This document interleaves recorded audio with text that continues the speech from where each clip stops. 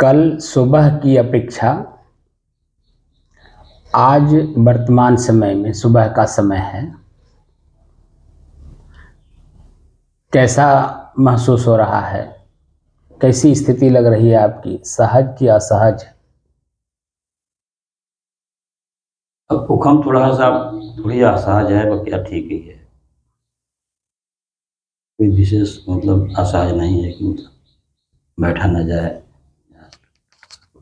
कल सुबह की अपेक्षा आज वर्तमान समय में सुबह का समय है, आज कुछ नॉर्मल है। कैसा आपको महसूस हो रहा है? सहज अवस्था मालूम हो रही है कि असहज? सहज मालूम हो रही है, कल की अपेक्षा आज कुछ सहज मालूम। कल की अपेक्षा आज काफ़ी राहत दिखाई दे रहा है, सहज अवस्था बन रही है। जी।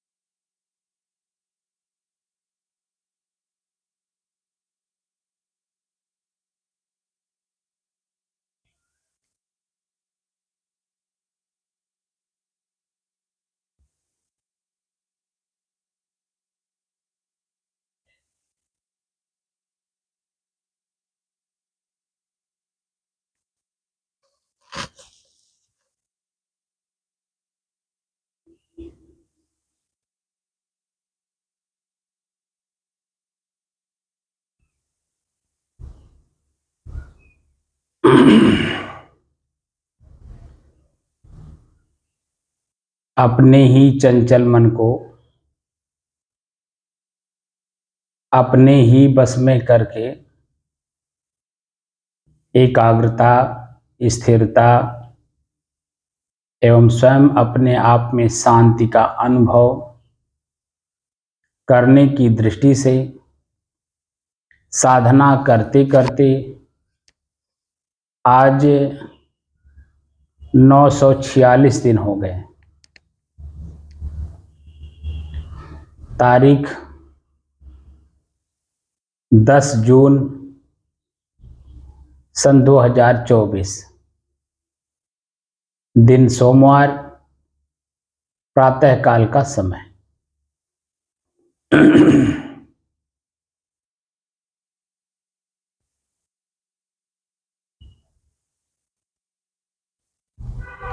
एक अप्रैल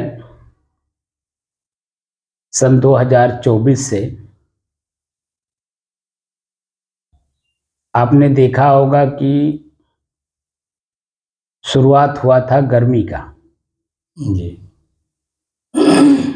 और गर्मी बढ़ते बढ़ते बढ़ते बढ़ते अप्रैल माह में ही काफ़ी कुछ प्रचंड गर्मी अपना दिखाना शुरू कर दिया था।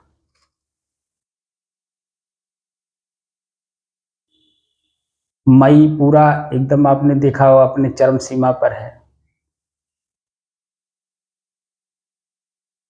आज 10 जून हो गया।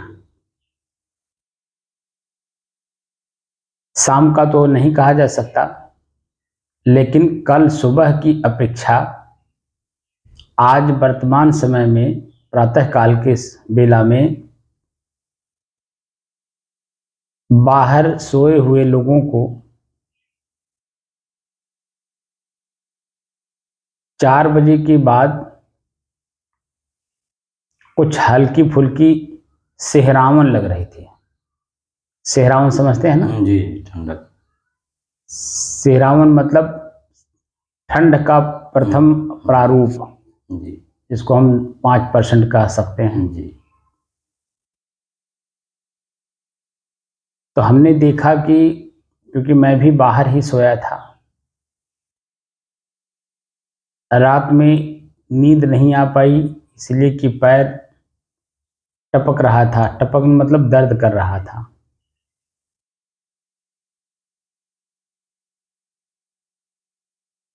तो हमने देखा कि सुबह के बेला में चद्दर ओढ़ने का मन कर रहा था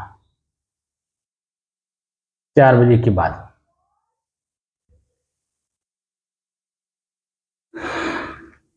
तो मोबाइल में हमने देखा कि जो वैज्ञानिक लोग पारा कहते हैं कि पारा चढ़ा हुआ है, तो पारा गिरा हुआ था 37 डिग्री सेल्सियस पर आपका पारा था। जी।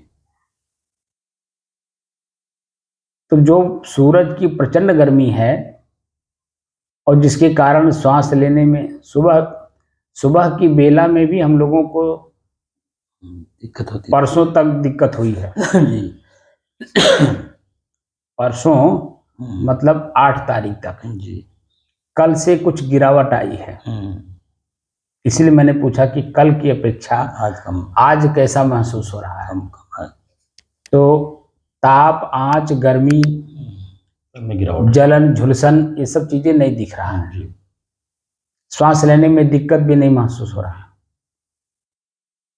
तो हम लोग मैं जो बोलता हूं कि कोई भी काम करिए तो देखकर, जानकर और समझकर करिए। एक अच्छा गृहस्थ, ठीक है ना, इसको अच्छा गृहस्थ कहते हैं। वह अच्छा गृहस्थ व्यक्ति कोई भी काम करता है तो दूरगामी दृष्टि देख करके काम करता है, और दूरगामी दृष्टि देखकर करते समय जब तक वो काम हो नहीं जाता है, 1 साल लगे, 2 साल लगे, 5 साल लगे, 10 साल लगे, 15 साल लगे, 20 साल लगे, 25 साल लगे, जो भी समय उसमें खपत होता हो, आप देखेंगे कि उसको हमेशा ख्याल में रखता है, यह काम मुझे करना है। जैसे लड़की का शादी करना है तो दिमाग में तो रखता है कि लड़की का शादी करना है। लड़की अभी जन्म ली है, लड़की 20 साल माने 18 साल के बाद उसके दिमाग में रहता है कि जो गवर्नमेंट का नियम है 18 साल के ऊपर, 18 साल के बाद तक जब तक उसकी शादी ना हो जाए तब तक देखिए दिमाग में रखता है ना जी। दिमाग में रखते हुए क्या उसी एक ही काम को करता है?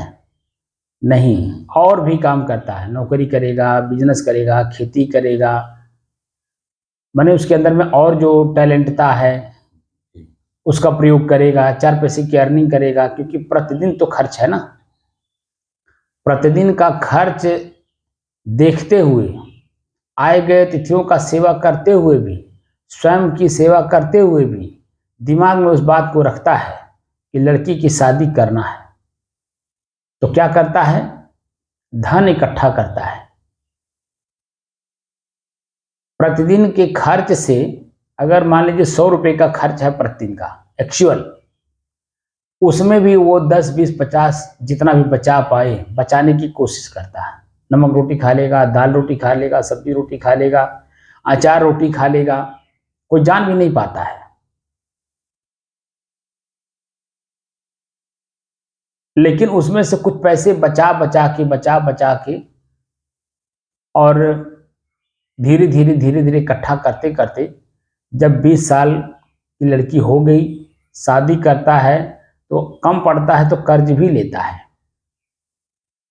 और लोग हंसी खुशी से देते हैं, क्योंकि इसी 20 साल के अंदर में वह अपनी औकात समाज के सामने प्रस्तुत कर देता है ईमानदारी का, और ईमानदारी के बल पर ही हर व्यक्ति उसको देने के लिए तैयार रहता है, और देते भी हैं लोग, और फिर वो समय से अपना लौटा भी देता है, क्योंकि वह ईमानदार है, कर्तव्यनिष्ठ है, कर्तव्यपरायण भी है। तो देखेंगे कि उसका काम जब सफल हो जाता है तो वह कितना अपने आप में हल्कापन महसूस करता है, शांत महसूस करता है। उस अवस्था का आप वर्णन कर पाएंगे? नहीं। वह स्वानुभूति होता है। प्रतिदिन का स्वानुभूति होता है, कितना वो भयभीत है, कितना डरा हुआ है। प्रतिदिन उसको देखिए, जिसके घर में लड़कियां हैं चिंता बनी रहती है, उनको आप देखिए कितना डरा हुआ रहता है व्यक्ति।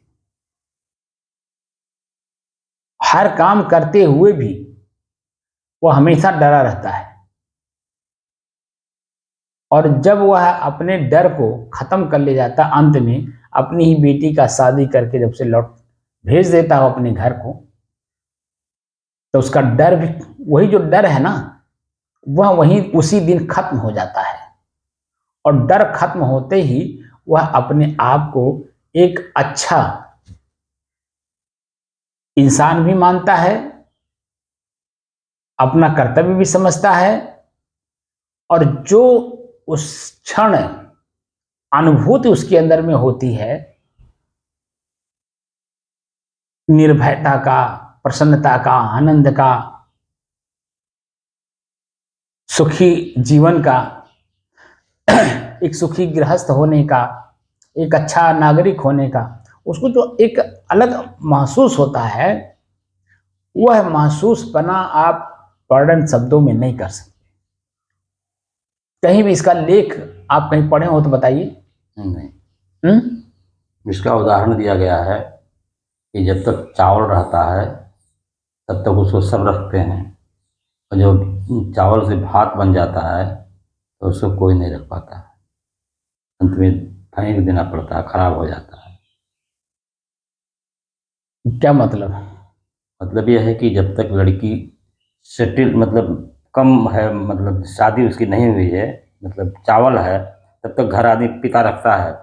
उसके बाद से अगर भात हो गया तो वो सोचता कि कब ये हमारे घर से जो है इसकी हम व्यवस्था बना दें। उसके जिम्मेदारी में बहुत ही जिम्मेदारी बनी रहती है।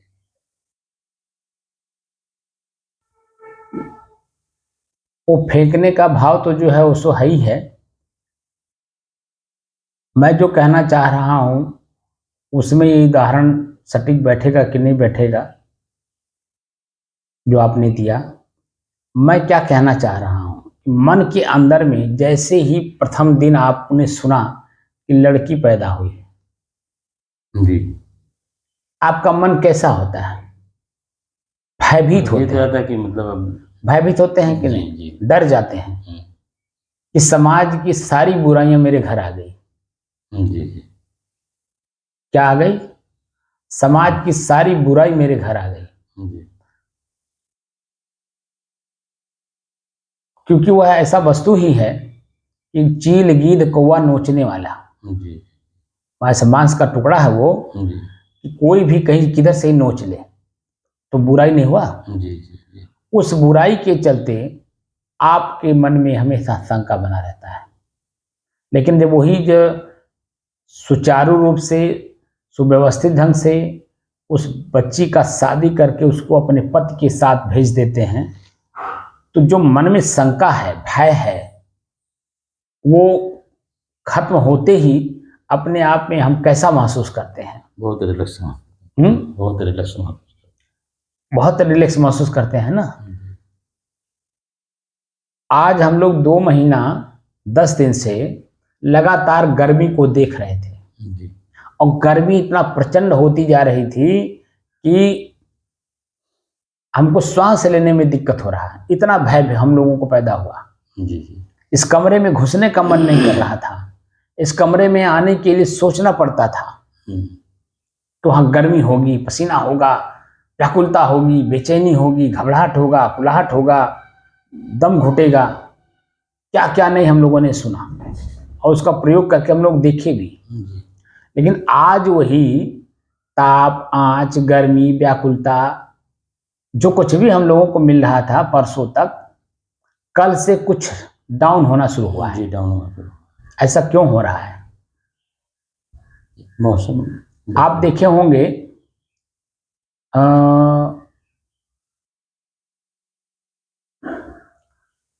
दिसंबर में बताते हैं कि कौन सा बड़ा दिन बनता है, कि वो उसी दिन से 25 दिसंबर 25 दिसंबर से एक एक तिल जो है सूरज बढ़ना शुरू करता है ना। सूरज यानी दिन बड़ा होने लगता है, एक एक तिल बड़ा होने लगता है।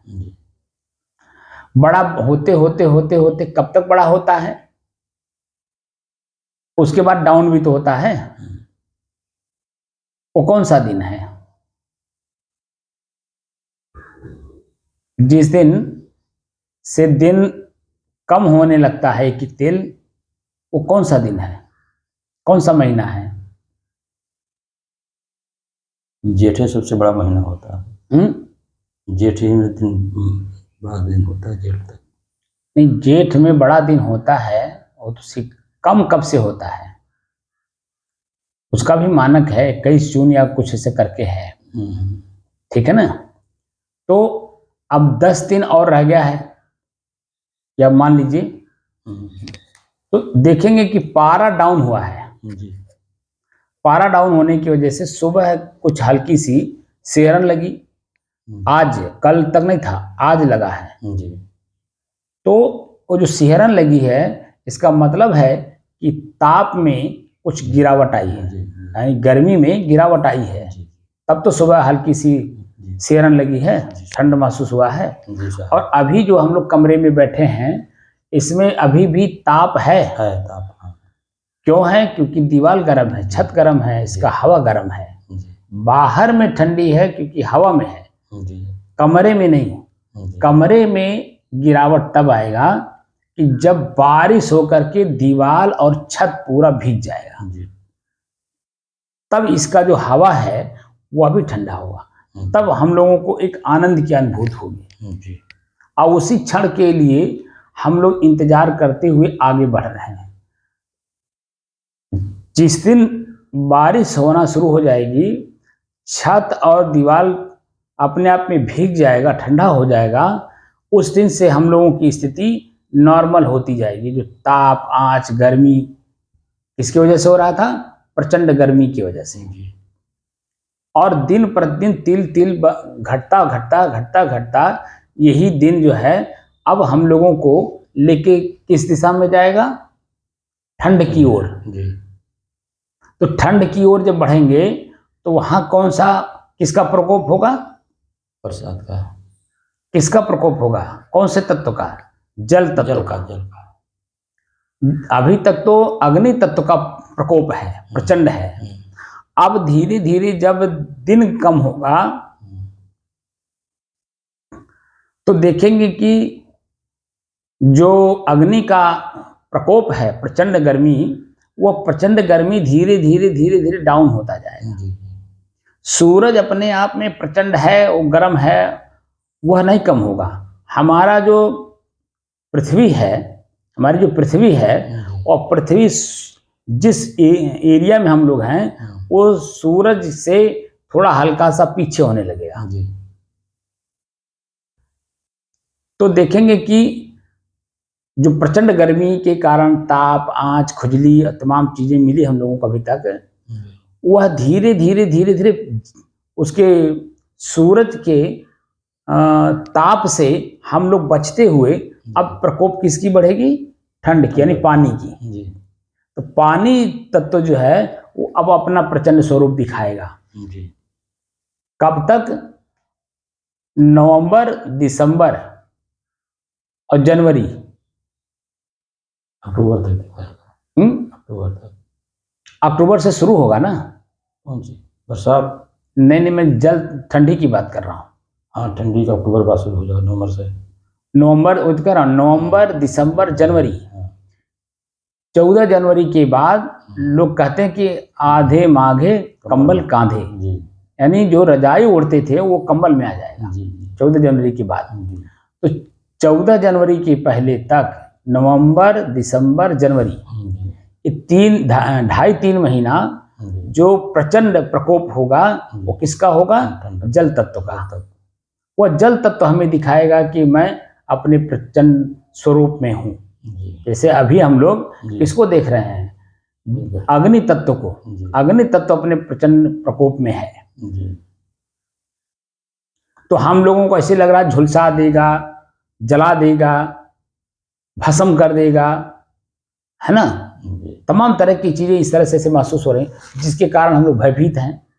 डरे हुए हैं, तो क्या कर रहे हैं, कूलर लगा रहे हैं, पंखा लगा रहे हैं, एसी लगा रहे हैं, तमाम चीज़ें हैं उससे बचने के लिए। और ये नहीं जान रहे कि उससे उत्पन्न होने वाला अलग से एक रोग हम लोग ले लेते हैं।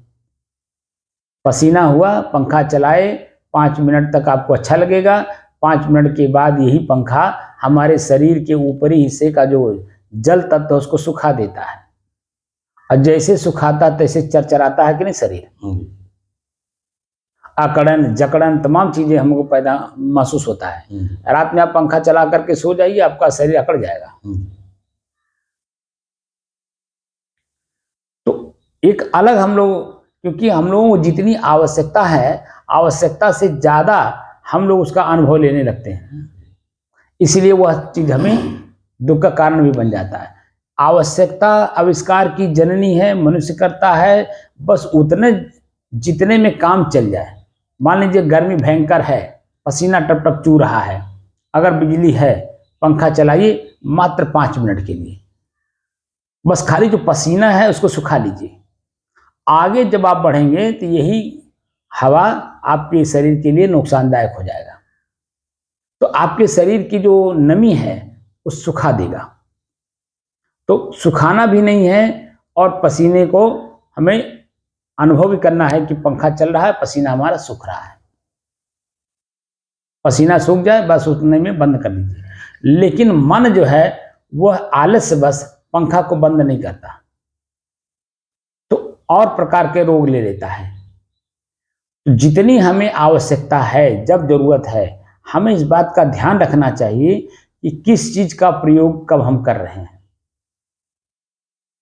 मैं ऐसा क्यों कह रहा हूं, क्योंकि हम लोग एक साधना कर रहे हैं, और साधना कर रहे हैं जीवन मरण से मुक्त होने के लिए। और हम लोग जो लक्ष्य है स्वरूप स्थिति, उस स्वरूप स्थिति को हम बार बार ख्याल नहीं करते। ख्याल न करने के कारण हम लोग जो है फिर अन्य दिशाओं में भी लगते हैं घूमने। हमको ये महसूस नहीं हो पाता कि जो व्यक्ति हमें आदर दे रहा है या हमारा निरादर कर रहा है वो क्यों कर रहा है। जो आदर है निरादर है, आदर और निरादर, उसी को आदर कहते हैं सुख को, और निरादर कहते हैं दुख को। क्योंकि जब आदर कोई करता है तो मन प्रफुल्लित होता, प्रसन्नचित होता कि मेरा आदर हो रहा है। क्यों आदर हो रहा है ये नहीं खोजता है, मेरा आदर हो रहा बस इतना खोजता है, तो देखता है उसमें लिप्त होने लगता है, सुख भोगने लगता है। और वही आदर कब बदल जाएगा निरादर में, आप ही लोग कहते हैं ना, पहले दिन पहुना, दूसरे दिन ठेहुना, तीसरे दिन मैं रहूं, या तो तू ही रहा तो हम ही रहे। ये भाव आ जाता है। तो एक दिन के लिए खाली जो आपका आदर होता है वो एक दिन के लिए होता है, और एक दिन का जो आदर है वो आदर आपको क्यों मिला, कितने दिन के बाद मिला है, ये नहीं आप देखें। जितना मैंने एक जब भी अभी आज जो आपको मिल रहा आदर, इसके पहले उस घर में आप आए हो नहीं आए हो, उसकी वजह से मिल रहा है। और अगर आप वही लगातार आप रहना शुरू कर दीजिए तो निरादर पे निरादर, निरादर पे निरादर, निरादर पे निरादर, निरादर पे निरादर, और तो और आप कांटा हो जाएंगे उनकी आंख के नीचे।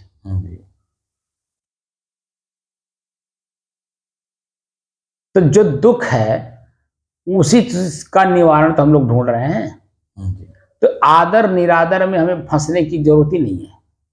हमें अपने स्वरूप में जाने की जो साधन हम समाज में इजाद है, समाज ने उसे बना रखा है कि मुक्त कैसे होंगे या बंधन कैसे बनता है, दुख कैसे आता है, सुख कैसे आता है, सबका व्यवस्था बना रखा है समाज ने, और सब कुछ समाज में उपलब्ध है।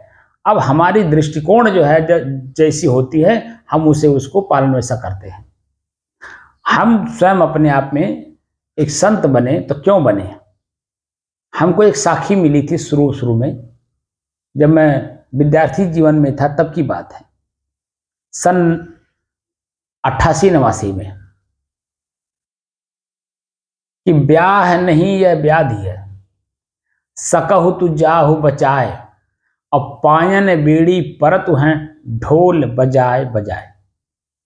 अब इसी साखी को हमने अपने मन से पूरा यात्रा करने की कोशिश की। कहाँ से? जब बच्चा गर्भ में आता है वहां से लेकर के और वह शमशान घाट में ले जा करके जलाया जाता है, वहां तक हमने मानसिक यात्रा की उस वहां तक, और देखा कि कोई ऐसा क्षण नहीं है जिस दिन मैं दुखी ना हूं। क्षण मात्र के लिए अनुकूलता मिलता है और प्रतिकूलता तो 24 घंटे के लिए मिलता है, और मन उसी में पीड़ित रहता है, दुखी रहता है, और अंत में हम दुख लेकर के मरते हैं। क्योंकि जब तक हम शरीर में रहते हैं तब तक इस शरीर को ही हम लोग हम मानते हैं, ये शरीर ही हम हैं, और शरीर को हम मान करके इसका भूख प्यास नींद आलस जमुआई ठंडी गर्मी थकान सब दूर करने की कोशिश करते हैं। लेकिन जब शरीर है तो कभी दूर नहीं होगा। जब तक शरीर में आप हैं तब तक भूख लगेगी ही, प्यास लगेगा ही, नींद लगेगा ही, मान अपमान लगेगा ही। तो दुख तो है, सुख है कहां? सुख तो मन का भ्रम है कि मैं सुखी हूं, ये मन का भ्रम है। ये मैंने जब पाया तब मेरे अंदर में बैराग जागा। बैराग, बैराग मतलब जानते हैं ना? राग से बैर और राग दो शब्द है इसमें। राग से बैर होना, राग से बैर होना नहीं है। बैर और राग दो चीजें हैं।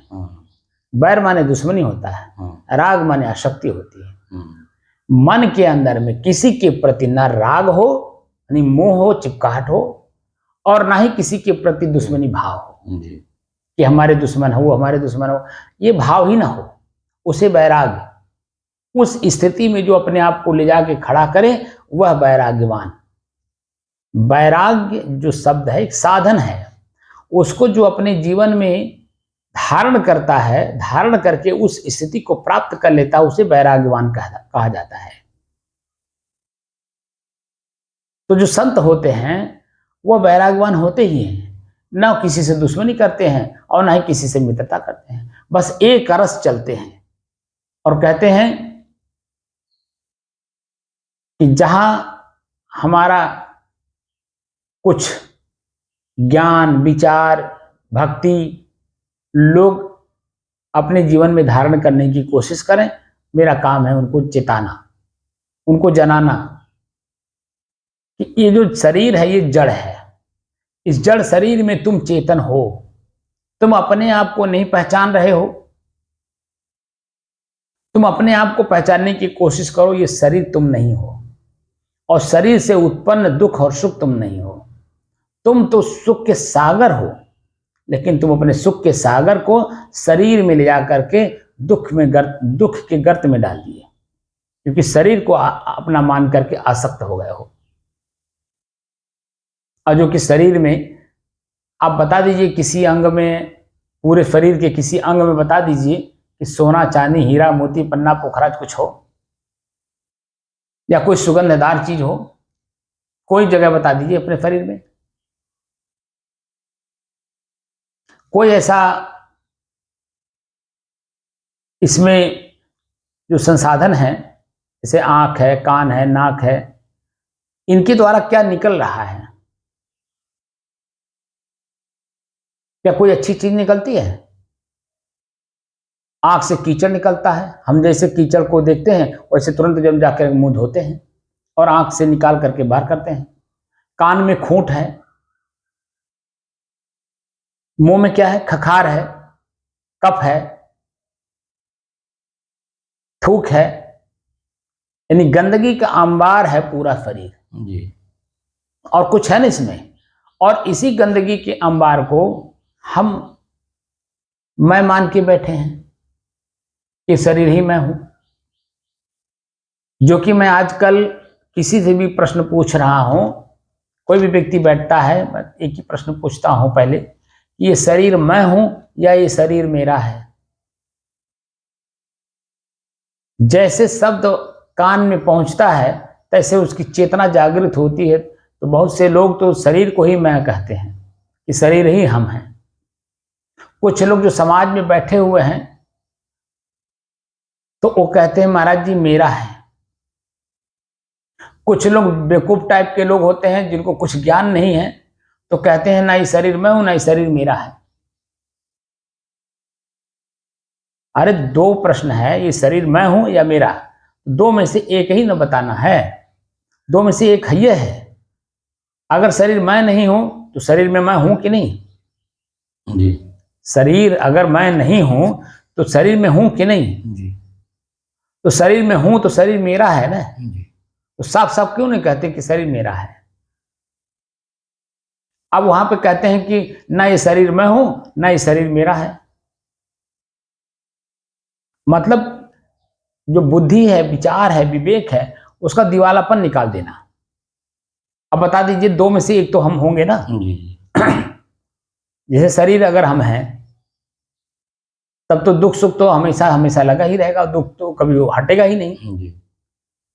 लेकिन जब शरीर मैं नहीं मेरा है तो उससे हम मुक्त हो ही सकते हैं। क्यों नहीं मुक्त हो सकते हैं? तो शरीर साफ साफ महसूस हो रहा कि शरीर मेरा है। और जब मैं पूछता हूं वहां तो जब मैं न मैं हूं न मेरा कह देते हैं, लेकिन अपने ही घर में अपने परिवार में माँ से, पत्नी से, बच्चों से जब आप कहते हो कि मेरे सर में दर्द हो रहा है तो वहां क्यों नहीं कहते मैं ना शरीर मैं हूं ना शरीर मेरा है? तो दर्द तो महसूस नहीं होना चाहिए ना। तो किसी से कहने की क्या जरूरत है कि मेरे सर में दर्द हो रहा है? लेकिन व्यक्ति अपने जोश में रहता है और जोश में रह करके होश में नहीं रहता। और जब होश में नहीं रहेंगे तो आप बता दीजिए सही उत्तर मिल पाएगा?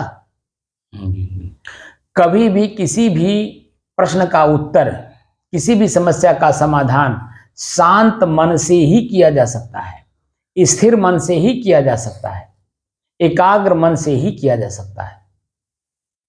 अगर एकाग्र नहीं है, स्थिर नहीं है और मन शांत नहीं है तो किसी समस्या का समाधान आप कर पाएंगे? बल्कि और समस्या बढ़ा लेंगे। हम देखिए, आप भले आगे पीछे दाएं बाएं हुए हों, लेकिन मैं जब भी अप्रैल माह से हम लोग चले हैं तब से लेकर के अब तक हम देखे होंगे कि हम एक ही बात पे, एक ही चीज पे हम एक रस चल रहे हैं। जी। क्या महसूस हो रहा है? गर्मी, ताप, आंच, झुलसन, जलन, क्या महसूस हो रहा है? जी। क्यों ऐसा कह रहा हूं? क्यों ऐसा मैं उसी एक ही बात पे आपको टिका करके लेके आ रहा हूं?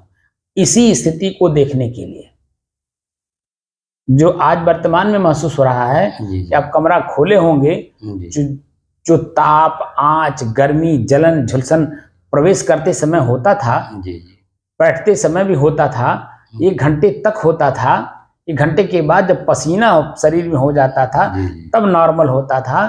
अब वह जो है प्रथम दृष्टिया घुसते ही नॉर्मल हो गया।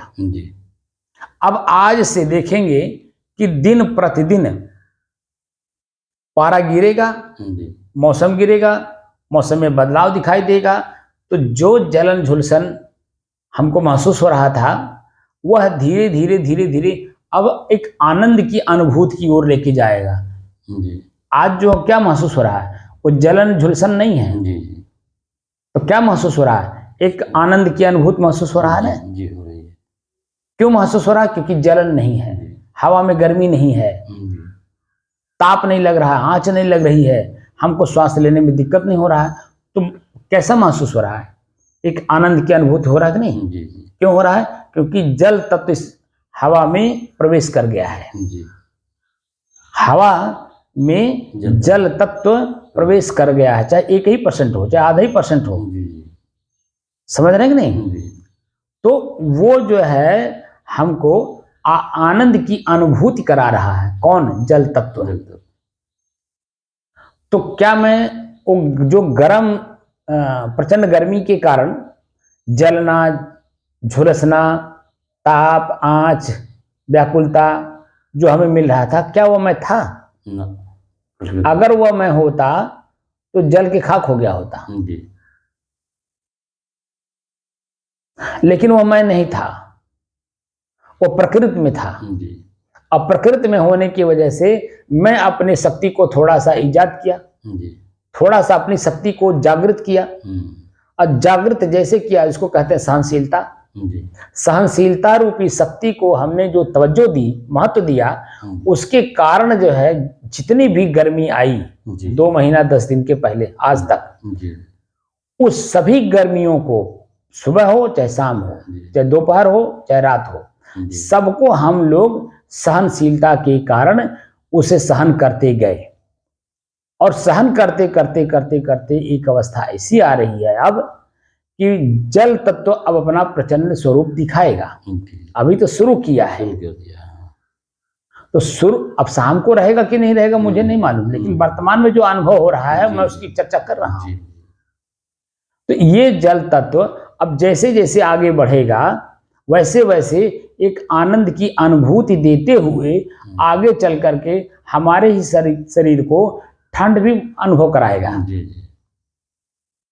और ठंड इतना बढ़ाएगा, जैसे गर्मी बढ़ी प्रचंड अपने स्वरूप दिखाई, ऐसे जल तत्व भी अपना प्रचंड स्वरूप दिखाएगा कि हम लोग जो आज शरीर पे कपड़ा रखने का मन नहीं हो रहा है, इसी शरीर पर हम लोग कपड़े कपड़ा कपड़े कपड़ा कपड़े कपड़ा कपड़े कपड़ा पहन करके भी आएंगे और साथ साथ चद्दर कंबल भी लेके आएंगे। और ठंडी महसूस होगा तो हम लोग रजाई भी ओढ़ेंगे। जो रजाई, जो शरीर पे स्वेटर चद्दर ठंडी में हम लोग रखते हैं, वह आज इस गर्मी में नहीं रख पाएंगे। लेकिन जैसे जैसे जल तत्व अपना स्वरूप दिखाएगा वैसे वैसे अब हमारे शरीर पर धीरे धीरे धीरे जैसे मैं बताया ना कि आज सुबह सिहरन हुई, चद्दर ओढ़ने का मन किया, वैसे वैसे अब जो है एक एक वस्त्र आपके शरीर पर अपने आप बढ़ता चला जाएगा। अभी कितना दिन आज कौन सा दिन है? सोमवार, 10 जून, 10 तारीख है, जून महीना है। तो जून, जुलाई, अगस्त, सितंबर, अक्टूबर, बरसात का दिन है। ऐसी बरसात में भी जब आप देखेंगे जब बारिश ज्यादा हो जाएगी और पृथ्वी भीग जाएगी खूब गलगल, तो आप देखेंगे कि जैसे हवा तेज चलेगा तो सिहरन लगेगा, सिहरन भी लगेगा, कुछ ठंड भी लगेगा परसेंटेज में। तो एक चद्दर या एक कंबल आप ओढ़ लेंगे। लेकिन जून, जुलाई, अगस्त, सितंबर यानी 4 महीना पूरा आपको कभी ठंडी कभी गर्मी, कभी ठंडी कभी गर्मी, क्योंकि बारिश होगी। अब बारिश होने, जब तक बारिश होगी तब तक ठंड महसूस होगा। बारिश खत्म हो जाएगी, सूरज अभी प्रचंड ही है, वो अपना स्वरूप दिखाएगा तो गर्मी भी लगेगा। दिन में गर्मी, रात में ठंड, सुबह शाम की ठंडी बढ़ना शुरू हो जाएगी। और अक्टूबर से तो दिन में भी ठंडी बढ़ना शुरू हो जाएगा। एक स्वेटर का है ना, वो ठंडी बढ़ना शुरू हो जाएगा। तो अक्टूबर पूरा जो है आप 15 अक्टूबर 20 अक्टूबर तक नहीं कुछ धारण करेंगे। खाली इसीलिए नहीं धारण करेंगे कि अरे लोग क्या कहेंगे, क्योंकि अभी कुछ लोग पहन नहीं रहे हैं। लेकिन जैसे जैसे आपका नवंबर शुरू होना शुरू होगा वैसे जब कोई पहने चाहे ना पहने, क्योंकि मेरा शरीर है, शरीर को महसूस हो रहा है कि ठंड लग रहा है, तो इस ठंड से बचाने के लिए हमें स्वेटर की जरूरत है। तो स्वेटर पहनना अपने आप शुरू हो जाएगा। जैसे आप पहनना शुरू किए तो देखिए देखा लोग अपने आप निकालना शुरू कर देंगे। तो हर वर्ष हम लोग इसका अनुभव करते हैं। तो हर वर्ष प्रचंड गर्मी, प्रचंड ठंडी, प्रचंड बरसात, प्रचंड आंधी तूफान, हम लोग सब कुछ देखते हैं। लेकिन क्या हम उसी में उड़ गए? क्या आंधी, प्रचंड आंधी में हम लोग उड़ गए? नहीं उड़े। क्या प्रचंड गर्मी में हम लोग जल करके स्वाहा हो गए? नहीं, क्योंकि हमने सहन किया। अब जो गर्मी ठंडी आएगी, क्या उसमें हम जल जाएंगे? अभी तक तो हम लोग नहीं जले, न ठंडी में, ना गर्मी में, ना बरसात में, किसी में गले नहीं, जले नहीं, दोनों बात है। प्रचंड ठंडी में हम लोग गलेंगे नहीं, और प्रचंड ठंडी में गर्मी में हम लोग जलेंगे नहीं, भस्म नहीं होंगे। तो मैं भी एक तत्व हूँ, इसलिए क्योंकि जैसे पानी है, आग है, हवा है, आकाश है, अपने आप में एक तत्व है और अपने प्रचंड स्वरूप में जब आता है तो दिखाई देता है, ऐसे मैं भी तो हूँ। मैं इसी शरीर में किस जगह पे हूँ हमें मालूम नहीं रहता है, लेकिन मैं हूँ कि नहीं हूँ। लेकिन जब जानने की कोशिश करेंगे तो इसी शरीर में आपको भी पता चल जाएगा कि मैं इस शरीर में कहाँ रहता हूँ,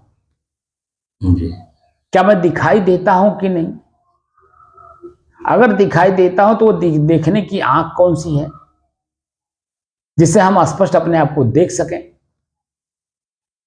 तो जो देखने की आंख है उसको इजाद करने के लिए हम लोग ये साधना कर रहे हैं कि हमारी अपनी आंख जो भीतर की है वो जागृत हो, अपने प्रचंड स्वरूप में आए और मैं स्वयं अपने आप का अनुभव कर सकूं, देख सकूं कैसा है, इसका स्वरूप कैसा है। तो आप देखेंगे कि मेरा जो स्वरूप है शुद्ध है, इसमें कोई मिलावट नहीं है। ना हम गर्मी है, ना हम ठंडी है, ना बरसात है, ना हम हवा है, ना हम मिट्टी हैं, ना हम अग्नि हैं, ना हम आकाश हैं, ना हम पृथ्वी तत्व हैं। कुछ है? कुछ नहीं। तब आप कौन हो? ये सब जो मिला लिया हूं मैं, इनको शुद्ध कर लीजिए, मिलावट खत्म कर दीजिए, अपनी शुद्धता में आ जाइए। तो अपनी शुद्धता में आने के लिए ही हम लोग साधना कर रहे हैं कि जो हम मिला करके दुख सुख भोग रहे हैं हम लोग, उस दुख सुख से परे होकर के अपने आप का दृष्टा और साक्षी भाव का अभ्यास करें। ना मैं दुख था, प्रचंड गर्मी के कारण अपना जो स्वरूप दिखा रहा था गर्मी, अग्नि तत्व, वह तत्व में मैं मिल नहीं पाया उसे, बल्कि मैं अपने आप में ठंडा कर लिया। अब जो ठंडी आएगी वो जल तत्व आएगा, उसमें भी मैं नहीं हूं, वो भी मैं मिलावट नहीं हूं, मैं शुद्ध अपने आप में अपना स्वरूप हूं। आप देखे होंगे कि समाज में ऐसे ऐसे भी लोग हैं जो पूरे ठंडी में स्वेटर क्या अपने शरीर पे एक वस्त्र भी नहीं रखते हैं। सन्यासी बहुत लोग हैं सब ऐसे। अब वो सन्यासी हो या कोई हो, है तो आदमी ही। शरीर कौन किसकी है? आदमी की ना, मनुष्य की है। यानी पांचों तत्व उसमें है कि नहीं। तो उस शरीर के अंदर में जो चेतना है वो इतना अपनी प्रचंड चेतना को जागृत कर लिया कि उसे ठंडी भी बर्दाश्त हो जाती है और ठंडी उसे छू नहीं पाती। कि छू लेती है? आखिर व्यक्ति वही भी तो है ना। तो अपने भीतर की शक्ति को उन्होंने जागृत किया, अपनी स्वयं की शक्ति को जागृत किया, इसलिए ठंडी उन्हें प्रभावित नहीं करती है। हम लोग क्या हैं कि अपने भीतर की शक्ति को भीतर ही सुला दिए हैं। सुलाने के कारण जो बाहर का ठंडी है, गर्मी है, बरसात है, ये सब हमें महसूस होने लगता है और हम अपने आप को मान लेते हैं कि अरे बहुत ठंडी लग रही है, कांपने लगते हैं। और भयंकर गर्मी में इतना भयभीत होते हैं कि कूलर लगा लेंगे, एसी लगा लेंगे, पंखा लगा लेंगे, एक अलग से रोग पैदा कर लेते हैं, इच्छा जाहिर कर दिए। तो वह व्यक्ति जो अपने भीतर में अपनी शक्ति को जागृत किया, देखिए उसे ना कूलर की जरूरत भयंकर गर्मी में और ना ही उसे कंबल की जरूरत भयंकर ठंडी में। रजाई, भयंकर ठंडी में उसे रजाई की भी जरूरत नहीं, अब भयंकर गर्मी में उसे ना कूलर की जरूरत, ना एसी की जरूरत, ना पंखे की जरूरत। शुद्ध पेड़ के नीचे दोनों स्थिति में रहता है। धुएं जलाए रहेंगे। क्या हुआ? धुएं जलाए रहेंगे। नहीं, वो तो वर्तमान में जो धुएं है, धुएं इसीलिए लगाया जाता है कि जो प्रचंड अपना स्वरूप दिखा रहा है उस प्रचंड स्वरूप से बचने के लिए धुएं के आसपास में ही रहेंगे। तो धुएं क्यों जलती है? क्योंकि जंगल में रहते हैं, उनकी कोई इच्छा नहीं है कि हमें कोई रजाई दे जाए, कोई कंबल दे जाए या हम जा करके ले आए, क्योंकि भजन में बाधा बनता है। अब बिना पैसा दिए कोई देगा नहीं और आपके पैसा है नहीं, आपके पास पैसा है नहीं, तो जंगल में सहज स्वभाव में, सहज रूप में हमें लकड़ी मिल जाती है। तो लकड़ी जब मिलती है सहज भाव में, तो हम उसको जला करके हम अन्य जो बंधन है उसको काट ले जाते हैं। तो सहज में व्यक्ति रहता है ना। लकड़ी धूनी जलने का मतलब लकड़ी, और लकड़ी जंगल में साझ में मिल गई। अगर हम इच्छा करें कि कंबल हो जाए, रजाई हो जाए, स्वेटर हो जाए, चादर हो जाए, तो उसके लिए आपको जाके मेहनत करना पड़ेगा, मजदूरी करना होगा। और यहाँ जन्मे आदमी अपने आप को मुक्त करना चाहता है, किसी बंधन में बंधना नहीं चाहता है, इसीलिए उस सब को दरकिनार कर देता है। सहज भाव में उसको लकड़ी जंगल में मिला, क्योंकि जंगल में है वो, और लकड़ी जला करके धुएं से अपना वर्तमान की जो समस्या है उसका समाधान कर लेता है। धुएं क्या है? समस्या समाधान। और सहज में अब उसको कहीं मकान बनाने की जरूरत नहीं, उसमें आपको बिजली लेने की जरूरत नहीं, बिजली लेने के बाद जब आपको हीटर की जरूरत नहीं, किसी चीज की जरूरत नहीं। तो क्या करता है? जो सहज भाव में जंगल में चीजें मिलने वाली हैं, उसी सहज में अपना झोपड़ी भी बना लेता है, और उसी सहज में अपना धुनी रमा करके उसमें पूरा ठंडी काट ले जाता है। कहीं उसको बाहर जा करके नौकरी चाकरी बिजनेस कुछ करना होता है, एकदम मस्त रहता अपने आप में। तो सहज स्वरूप में है ना। अब जैसे हम लोग पंखा बिजली होते हुए भी हम लोग सहज में अपने आप की स्थिति बना ले गए। प्रतिदिन 2 घंटा बैठते हैं सुबह शाम। आप देखिए पंखा चला, लाइट इसीलिए जलाया गया कि ताकि इसमें जो वीडियो बन रहा है चेहरा सामने साफ आवे। अगर चेहरे की जरूरत ना हो, आवाज से काम चल जाए, तो लाइट की भी जरूरत नहीं। तो कमरे में क्यों जरूरत पड़ गई? हम लोग बाहर भी बैठ के भी कर सकते हैं। तो बाहर में क्या है कि पशु पक्षी आदमी जानवर कोई न कोई आकर के हम लोगों को डिस्टर्ब कर देगा। जैसे अभी बंदर बहुत है, तो बंदर आकर के हम लोग डिस्टर्ब करते हैं। हम लोग आंख बंद करके बैठे हैं, अब पता चला आकर के जब आसपास में क्योंकि वो कूदम कूदी करने वाले काम करते हैं तो नुकसान कर देंगे। इसलिए सुरक्षित है, कक्ष मौजूद है, तो हम लोग अपने कक्ष में बैठ करके और भीतर से मजबूत हो रहे हैं, कमजोर नहीं हो रहे हैं, भीतर से मजबूत रहे हैं। ना पंखा चला रहे हैं और ना ही जो है पंखे की जरूरत पड़ रही है। गर्मी को हम लोग सहन कर ले रहे हैं, और सहन करके जो है अपने असहज स्थिति को सहज बनाते हुए 2 घंटे में इतना आनंद आने लगता है कि अब उठने का मन नहीं करता है। 2 महीना 10 दिन से हम लोग यही तो देख रहे हैं, लगातार चले आ रहे हैं, लगातार चले आ रहे हैं, लगातार चले आ रहे हैं। और लगातार मैं ये कई बात बोल रहा हूँ कि अभी ताप, आंच, गर्मी, जलन, झुलसन सब कुछ हो रहा है, उसे हम देख रहे हैं दृष्टा भाव में, साक्षी भाव में। और वही जलन झुलसन 2 ही घंटे में कहाँ गायब हो जा रहा है, ये भी हम देख रहे हैं। पहले देख रहे हैं हमको जलाने की कोशिश कर रहा है, हमको साधना से उठाने के लिए ये आया हुआ है, लेकिन हम अपने साधना में परिपक्व हैं, बैठ रहे हैं, इसीलिए उसकी हिम्मत नहीं है तो मेरे भीतर जाकर के मुझे व्याकुलता पैदा कर सके और मुझे अपनी साधना से उठा दे। क्यों? क्योंकि हमने सहनशीलता नाम का एक शक्ति है, उसको हमने अपने जीवन में धारण कर लिया, और वही सहनशीलता 2 ही घंटे के अंदर में हमारी स्थिति, असहज स्थिति को सहज बना देती है। तो जो शक्तियां हैं उस शक्तियों को हमें समझना होगा, और शक्तियों को समझ करके अपने ही अंदर में जो भरा पड़ा है उसको निकालना होगा। अंदर ही है, बाहर नहीं है, अंदर ही है। बाहर निकाल करके उसको हम अपने जीवन में धारण कर लें, और धारण कर करके अपने असहज स्थिति को सहज बना लें। और सहज स्थिति में रहने में जो आनंद है वो असहज स्थिति में रहने में आनंद नहीं है। तो हम लोगों को अभी वर्तमान समय में क्या मिल रहा है? बहुत कम, यानी ना के बराबर पसीना कुछ महसूस हो रहा है, लेकिन प्रकट नहीं कर रहा है, लेकिन ऊपर प्रकट नहीं हो पा रहा है, लेकिन महसूस हो रहा है ना, महसूस हो रहा है।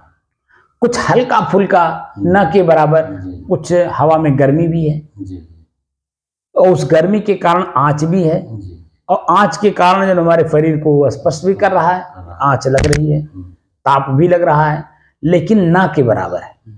तो हम लोगों का जो स्थिति कल तक थी वो आज स्थिति में गिरावट आई है, यानी असहज स्थिति जो कल तक थी वो आज कुछ सहज हो रही है, कुछ सहज हुई है, पूरा नहीं हुई है, सहज हो रही है, कुछ सहज हुई है, हो रही है नहीं, हुई है, कुछ हुई है। लेकिन अभी शाम को ये बरकरार रहेगा कहा नहीं जा सकता, क्योंकि अभी सुबह का समय है, सूरज अपना प्रचंड स्वरूप दिखाया नहीं है, लेकिन शाम को जब प्रचंड स्वरूप दिखा देगा अपना, अब बारिश नहीं हुई रहेगी, तो जो वर्तमान में हम लोग अनुभव कर रहे हैं सहज स्थिति, वह शाम को असहज हो जाएगी, क्योंकि छत गर्म हो जाएगा, दीवार गर्म हो जाएगी, हवा गर्म हो जाएगा, तो इसी में प्रवेश करने में दिक्कत होगी। लेकिन हम एक रस हैं, एक रस जो स्थिति है हमारी, देखिए जलन में भी थे, झुलसन में भी थे, व्याकुलता में भी थे, बेचैनी में भी थे, सब जगह थे कि नहीं थे, सब समय में थे, और उसको सहज बना करके हम नॉर्मल हुए, उस समय भी तो मैं हूं। तो सारी स्थितियों को कौन देख रहा है? क्या वो स्थितियां अपने आप को जानती हैं कि मैं ऐसा हूं? उसको जानने वाला मैं स्वयं हूं, और मैं स्वयं अपने आप को जान नहीं रहा हूं, यही हमारी कमी है। तो इन स्थितियों को परिवर्तित होते हुए कौन देख रहा है? मैं देख रहा हूं। तो मैं कौन हूं? मैं शुद्ध हूं कि नहीं अपने आप में? शुद्ध हूं कि नहीं अपने आप में? शांत हूं कि नहीं अपने आप में? स्थिर हूं कि नहीं? और एक रस हूं कि नहीं? तो चार चीजें अब दिखाई दे रही कि ना स्पष्ट? अपनी शुद्धता का अनुभव हो रहा है, अपने स्थिरता का ज्ञान हो रहा है, और स्वयं शांत होने, क्योंकि जो शांति महसूस हुई, मैं बता रहे कि दृश्य जो हमको असहज किया हुआ, अशांत बनाया हुआ है, वही दृश्य जब परिवर्तित हो जाता है तो अपने आप शांति का अनुभव होता है। तो वो जो दृश्य बदला है, दृश्य बदलने से जो हमको महसूस हुआ वो शांति है। और एक रस हूं कि नहीं तीनों परिस्थितियों में? उस परिस्थिति के पहले भी मैं, उस परिस्थिति के समय भी मैं, उस परिस्थिति के बदलने के बाद भी मैं, तो तीनों काल में हूं कि नहीं? तो एक रस हो गया कि नहीं? तो जो एक रस होता है वही सत्य होता है, वही सदैव रहने वाला है। वह रहने वाला, सदैव रहने वाला कौन है? मैं स्वयं हूं।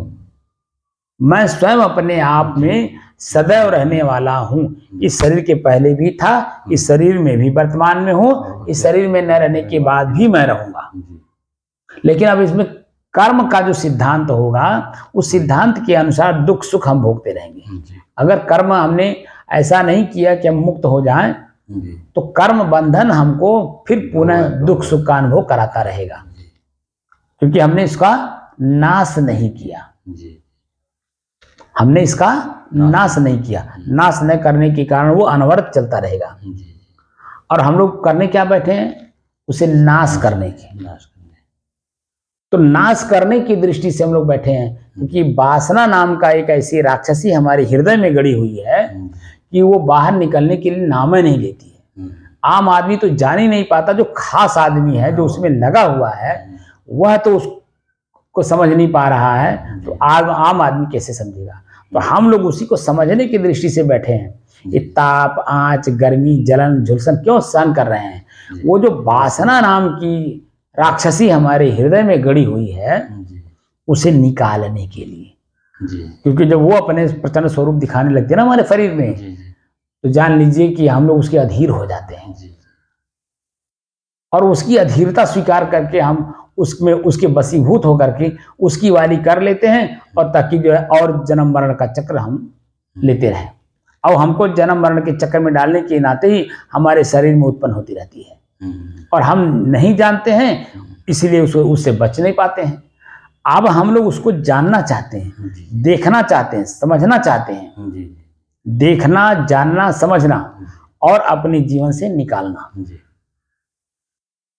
ऐसा नहीं कि एक बार के देखने से निकल गया। नहीं, जब तक हम इस शरीर में रहेंगे वो तब तक समय समय से जागृत होगी, और जागृति ला करके हमारे शरीर को अपने बस में करने की कोशिश करेगी, और हमें भी अपने में मिलाने की कोशिश करेगी उस आसक्ति में। लेकिन तब तक हमें सावधान रहना है जब तक हम इस शरीर में हैं। इसलिए हम कभी नहीं कह सकते कि मैं पूरा हो गया। पूरा कह देने से ये आपका मन जो भ्रमित कर दे रहा है, अब मन भ्रमित जैसे करता है वैसे ही वो उसको दाव मिल गया, किसको? वासना को। वासना को दाव मिल गया और वो तुरंत पटक देती है। जैसे मैंने बताया था ना कि मेरा गुरु भाई, मैं जब आता था मेरे पास तो कहता था क्या बताएं गुरुजी, ऐसा हो गया वैसा हो गया। एक बार जब मैं थोड़ा उसको टाइट किया तो दोबारा जब आया तो बड़ा खुश था, बड़ा आनंदित था। कहा हमसे व्यक्ति कहा गुरुजी 15 दिन हो गया मैं वासना को दरकिनार कर दिया। मैं कहा बेवकूफ कहीं के, हम लोग तो 14-15 साल से 20 साल से हम लोग लगे हुए हैं।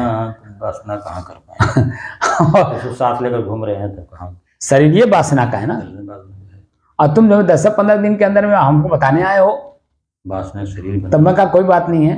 तो फिर जब दोबारा मिला तो मुंह गिराया वो मिला। तो मैं कहा क्यों, क्या हो गया? कहा अरे गुरुजी आपने सही कहा था, हम उसी दिन वासना में लिप्त हो गए। भाई जब साथ रखोगे तो साथ रहोगे, आग जलेगा, अभी जलेगा करेगा भाई। जब आग जलेगा तो घी टहकेगा ही, और जब टहकेगा तो खराब होगा भी। तो ऐसे ही मन की स्थिति को समझने के लिए इसलिए दूर भागना होता है, और दूर भागने के लिए एक शब्द का प्रयोग हुआ त्याग। जब तक अपनी त्याग ही मूल चीज है। जब तक त्याग नहीं करेंगे आप, मूल चीज त्याग है, तब तक आप जान लीजिए साथ में अगर लेकर के चल रहे हैं तो कब कहाँ आपके अंदर वो वासना जागृत हो जाएगी आपको पता नहीं। इसीलिए त्याग की जरूरत होती है। इसीलिए हमारे बड़े पुराने हमने जो संतों को देखा है वो कंबल लेके चलते थे, भेड़ वाली कंबल, जहाँ सोते थे उसी को बिछाते थे। कोई भी किसी के घर जाते थे वो कुछ भी बिछा दे, वो कितना भी भावुक हो, सब हटा करके कंबल बिछा के सोते थे। What is the reason? क्या कारण था? उस वासना निवृत्ति में सहायक है वो। जटा क्यों, जटा जो रखा जाता है कैसे सहायक है? कंबल असल में वो शरीर में चुभता है। अच्छा, हाँ। वो आनंद नहीं देता है, पीड़ा देता है, चुभता है ना। तो चेतना बनाए रहता है हमेशा, भीतर से चेतना रहती है। और जब चेतना में आदमी रहता है तो बचता रहता है। चेतना विहीन जैसे आदमी होता है वैसे ही जन्म स्वप्न दोष रात में हो जाती है। और स्वप्न दोष कैसे होता है? स्वप्न यानी पूरा जागृत नहीं है, पूरा सुसुप्ति नहीं है, बीच का जो मध्य का रास्ता है उसको धुंधुलका बोलते हैं। और उस धुंधुलके में आपका मन आप ही के साथ धोखा करता है। क्या करता है? कुछ सीन दिखा देता है, और सीन दिखा करके जो है आपको आपके साथ छल कर देता है। इसीलिए वो चेतना में रहने के लिए कंबल, भेड़ का जो कंबल है, इसीलिए वो बिछा के सोया जाता है कि चेतना बनी रहे। जिस घर का मालिक चेतनवान है उसके घर में कोई चोर या डकैत का आने का कोई सवाल है? बोलिए। सतर्क है, क्योंकि सतर्क है ना, हर पहलू पे सतर्क है। वो जो भेड़ का कंबल है वह हमेशा हमको सतर्क करता है। जटा, दाढ़ी, भभूत, शरीर को हम लोग कुरूप क्यों बना के रखते हैं? क्यों कुरूप बना के रखते हैं? इसीलिए वो वासना हमारे ऊपर हावी ना हो,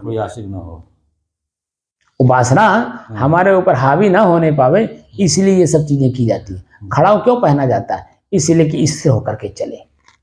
जब व्यक्ति स्थिर होकर के चलता है तो चारों दिशाओं में उसका नजर रहता है, यानी अपने शरीर के सभी अंगों पे उसका दृष्टिकोण पड़ी रहती है कि कौन सा अंग क्या काम कर रहा है। जैसे आंख अपना काम कर रहा है कि नहीं, नीचे देख के चल रहा है कि नहीं, और सामने अगर पड़ गया तो उस रूप में क्या दिखाई दिया। कान को भी देखता है कि कौन सा आवाज आया वो मेरे काम का है कि नहीं, अगर काम का है तो उसको अंदर रखेगा, काम का नहीं तो पछोड़ देगा। ऐसे हर जगह वो सतर्क सावधान रहता है। समझ रहे हैं? तो संत जो होता है वो संत अपनी स्थिति में हमेशा परिपक्व रहते हैं, और परिपक्व रहने की जो साधन है उनको हमेशा लागू किए रहता है। इसीलिए देखिए हर जगह वो सहज में रहते हैं। नमक रोटी भी खा लेंगे, दाल रोटी भी खा लेंगे, दूध रोटी भी खा लेंगे, नहीं नमक रहेगा तो भी खा लेंगे, नहीं रोटी रहेगा तो भी पत्ता तोड़ के खा लेंगे। सहज में रहते हैं, एकदम सहज में। पत्ता खाते हुए हमने देखा है, हमने खुद अपने गुरुजी के साथ में रह करके हमने पत्ता खाया है, क्योंकि हमने उनसे सीखने हम आए थे। अगर उनकी स्थिति को हम खुद ना सीख पाए तो मेरी गलती होगी कि नहीं? कोई आकर के हमें कह रहा है कि अरे आकर के भोजन कर जाया करिए या कहिए तो हम पहुंचा दिया करें, तो बताए उनके पास हम आए हैं कि हम आपके पास आए हैं? तो हम जिसके पास आए हैं जो चीज सीखने के लिए, वो जिस स्थिति परिस्थिति में रहे, उस स्थिति परिस्थिति में जब हम अपने आप को ढालेंगे तभी तो कुछ सीख पाएंगे, तभी हमने उसे सीखा कुछ। तो इसीलिए हमारी स्थिति सहज हमेशा रहती है। हम किसी भी समय में असहज नहीं रहते हैं, इसलिए कि कल्पना नहीं करते ये हो तो खाएंगे, ये हो तो पहनेंगे, यहाँ हो तो हम रहेंगे, हम कल्पना नहीं करते हैं। और कल्पना नहीं करते इसीलिए हम सहज में रहते हैं। प्रारब्ध होगा मिलवे करेगा भाई, शरीर है तो प्रारब्ध है, जब तक शरीर है तब तक प्रारब्ध है, और प्रारब्ध के अनुसार आपको अपने आप वो चीजें प्राप्त हो। अलग से हमें प्रारब्ध बना इच्छा करके प्राप्त करने की जरूरत नहीं है। और जितना हम इच्छा करते उतना हम और जो में दुखी होते हैं। तो क्यों हम इच्छा बनाएं? जो वर्तमान में मेरे सामने हो उसी को चाव से हम ग्रहण करें, प्रसन्नता से आनंद से उसको ग्रहण करें, शरीर को दे, क्योंकि शरीर साधन है। तो कबीर साहब क्या कहते हैं, हम लोग कबीर साहब के अनुयायी है ना, कबीर कहते हैं कि भूख कुतिया राम की, भूख जो है ये कुतिया है राम की, करे भजन में भंग, इसको टुकड़ा डाल के तब करो सत्संग। टुकड़ा डालने की बात कर रहे हैं, पेट भरने की बात नहीं कर रहे हैं, टुकड़ा डालने की बात कर रहे हैं। टुकड़ा में क्या होता है कि भूख लगी रहती है तो चेतना बनी रहती है, और जब पूरा भोजन पा जाता है ठूस के खा लेता है, उसको आलस्य निद्रा जमुहाई ये उसको घर कर जाती है, अचेत हो जाता है। तो चेतना कहाँ रहती है? और जब चेतना नहीं है तो काम कहाँ कर पाएगा? तो शरीर को हमें उतना देना है जिससे कि हमारी चेतना बनी रहे। इस शरीर की वजह से मैं सुप्त ना हो जाऊं, और हम लोग ठूस के खा लेते हैं इसलिए नींद आने लगती, तो हम लोग क्या हो जाते हैं? सुप्त हो जाते हैं। शरीर में आसक्त है ना, इसलिए शरीर की आसक्ति में हम लोग आसक्त होकर के उसी में एकदम बिल्कुल लीन हो जाते हैं। यहाँ आपको चेतना में रहना है। हम 2 महीने 10 दिन से लगातार चेतना की बात कर रहे हैं, बिल्कुल चेतना की बात कर रहे हैं। चेतना में रहने से अपनी चेतना का भान हो रहा है कि नहीं हो रहा है? वो गर्मी, वो ताप, वांच जो झुलसा रहा था, जला रहा था, बैठने नहीं दे रहा था, श्वास लेने में दिक्कत कर रहा था, वो सब क्या है? हम उसको देख रहे हैं, दृष्टा भाव में देख रहे हैं कि अपना वो प्रचंड स्वरूप दिखा रहा है। कौन? अग्नि। अग्नि अपना प्रचंड स्वरूप दिखा रहा है, जिसके कारण मुझे जो है वो चाह रहा कि ये साधना में ना बैठे, लेकिन हम भी उनसे तगड़े हैं। उनको सहन करते हुए, उनको देखते हुए, जानते हुए, समझते हुए भी अपनी साधना में हम लोग बैठे रहे। पूरा शरीर लथपथ हो जाता है पसीना से, लेकिन फिर भी बैठते हैं। शुरुआती दौर में 1 घंटे तक तो ऐसा महसूस होता कि शरीर जल जाएगा, लेकिन जैसे जैसे हमारा 1 घंटे के बाद स्थिति परिस्थिति बदलती है, वैसे जन 2 घंटा बीतते बीतते ऐसे लगता है कि और बैठे तो अच्छा है, लेकिन हम बैठने नहीं देते हैं क्योंकि चेतना में रखना चाहते हैं। क्योंकि जैसे ही आप आनंद की अनुभूति जो महसूस हो रही है, वो उसको जैसे आप भोगने में लग जाएंगे, आप उसमें आसक्त होने लगेंगे। इसीलिए मैं बैठने नहीं देता हूं कि 2 ही घंटे हम लोगों को बैठना है, लेकिन 2 घंटे के अंदर में ही जो स्थिति परिस्थिति वर्तमान की है उसको हम बदल ले जाएं, और हम बदल करके अपने आप में आनंदित भी होते हैं। जो स्थितियां प्रथम दृष्टिया में असहज की होती हैं, उसी को हम लोग सहन करके सहज में कर लेते हैं। तो ये चेतना है कि नहीं? तो चेतना में बनाए रखने के लिए कि मैं स्वयं अपने आप में चैतन्य हूं, और मेरी चेतना की वजह से स्थितियां परिस्थितियां बदल रही हैं, बदल रही हैं, बदल रही हैं। हम उसे देख रहे हैं। मैं वो स्थिति परिस्थिति नहीं हूं, मैं उससे अलग हूं। ये महसूस हो रहा है कि नहीं? प्रैक्टिकल किया जा रहा है, महसूस होना है, प्रैक्टिकल किया जा रहा है ना। तो जैसे श्वास को हमने देखा अलग होकर के, तो श्वास अलग महसूस हुआ। अब श्वास में क्या क्या मिल रहा है? सुगंध, दुर्गंध, सामान्य, ठंड, गर्म, शीतल, ये अलग अलग महसूस हुआ। फिर उसके बाद नाक के निचले हिस्से पे, होंठ के ऊपर हिस्से पे, यहाँ पे क्या मिल रहा है? गीलापन, सूखापन, खिंचाव, तनाव, खुजली। तो उसको भी हमने देखा, और उसको हमने खुजलाया नहीं, गीला हुआ तो पोछे नहीं, देखा है, खाली देखा गया। तो उन परिस्थितियों को भी तो हमने बदल दिया। अब बदल करके अब जब हम उसके आगे चल रहे हैं, पसीना को देख रहे हैं, पसीने, गर्मी के द्वारा पसीना हो रहा, पसीने के द्वारा क्या क्या मिल रहा है और क्या क्या चीजें मिल रही हैं। तो उस सब शब्दों को हम लोगों ने संग्रह किया। तो कितने लोग चीजें मिले आ गई हैं? 2 ही है, एक मैं, एक अग्नि। तो अग्नि अपना प्रचंड स्वरूप जब जब दिखा रही है तो क्या क्या मिल रहा है? श्वास लेने में दिक्कत, शरीर के ऊपरी हिस्से पे जलन, झुलसाना, जला के खाक कर देना, हाँ, इस तरह से। फिर अंदर क्या मिला? बेचैनी, व्याकुलता, घबराहट, घुटन, दम घुटना, ये सब चीजें मिली कि नहीं मिली? ये सब शब्द आए कि नहीं आए? लेकिन क्या अग्नि मैं हूं या अग्नि का स्वरूप मैं हूं? मैं स्वयं अपने आप में एक शीतल पदार्थ हूं। उस शीतल पदार्थ होने की वजह से उसकी गर्मी को हम वहीं पे सहन कर गए। मैं खुद अपने आप में शीतल हूं, इसलिए उसकी गर्मी को हम अपने तक जाने नहीं दिए, उसको शांत कर ले गए। और मैं अपने स्वरूप में हूं कि नहीं हूं? अभी जैसे जैसे जल तत्व बढ़ेगा तो वो हमें अपना प्रचंड स्वरूप दिखाएगा। तो मेरे अंदर में गर्मी भी तो है, हम उस ठंड को गर्मी में बदल करके एकदम अपने आप में शांत रहेंगे, साज में रहेंगे। वो भी हम आपको दिखाएंगे कि हम लोग कंबल भी नहीं ओढ़ेंगे फिर भी जो पसीना होगा,